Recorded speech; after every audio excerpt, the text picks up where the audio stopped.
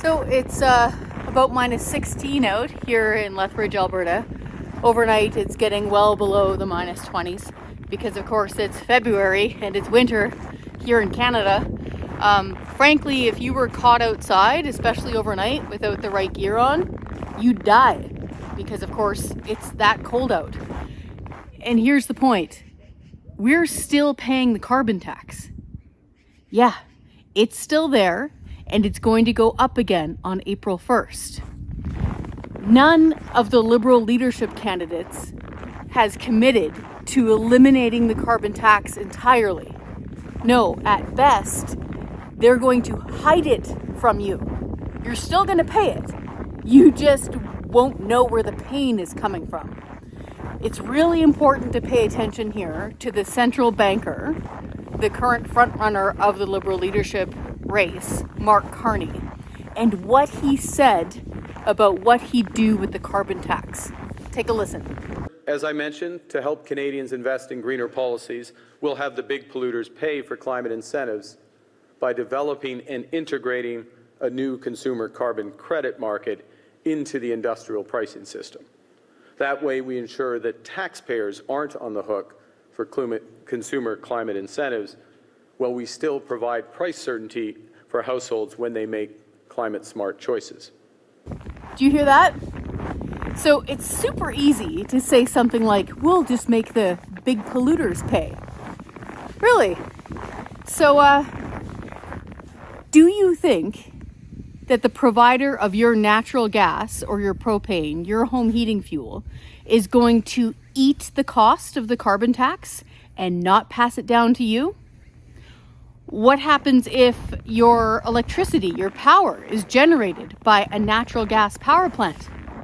Do you think that that natural gas power plant is just going to eat the cost of the carbon tax? No.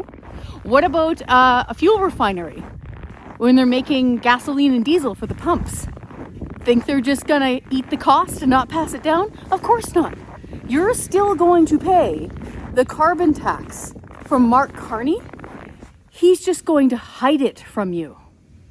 There's another thing that Carney also said during his announcement, and it was super bizarre. Because as of right now, as anemic and small and scattered as the carbon tax rebates are from the Trudeau government, at least it's money. And you can choose what to do with that money if you are a recipient of this rebate. You can put it towards your credit card bill. You can try to put it towards your heat bill. You can buy your kids some birthday candles, whatever. You can use that money. But Carney is going to get rid of the rebate and replace it with this ridiculous green points scheme again. Listen to this. To be absolutely clear, you're sitting here in Halifax and you're trying to make a decision about buying an EV or a heat pump or home insulation or a better appliance, you'll see a clear fixed level of credit that you're going to get. But we as the federal government will turn around and monetize that from the large polluters. So the former leader of the opposition, Erin O'Toole, tried this idea of saying, hey, let's get rid of the rebate and give you green points so you can save up for a solar blender. It is just such a wrong-headed way to go about this. Because of course, if you're struggling to make ends meet right now, which 50% of Canadians are, yes, half of Canadians are now within $200 of not being able to cover the minimum on their monthly bills. Meaning not making the minimum payment on their credit card, keeping the lights on, keeping the rent paid. Half of people are that tight right now, barely scraping by. If you're in that boat, are you saving up for a furnace? Do you think an e-bike is going to help these people? No. You know what would help these people? Scrapping the carbon tax entirely, completely. Nuke it from orbit. Get rid of it. Because right now, it is costing people an arm and a leg. The average Alberta household this winter will have to pay more than $440 extra just in the carbon tax for the sin of heating their home in a Canadian winter. Make it make sense. This last part from Carney really makes sense though, because it shows you exactly what he thinks about the carbon tax. Now, I want to preface this, okay?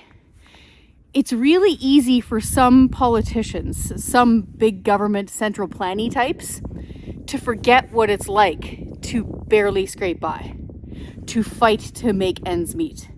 They forget what it's like to be scared to open your home heating bill or to struggle to pay rent.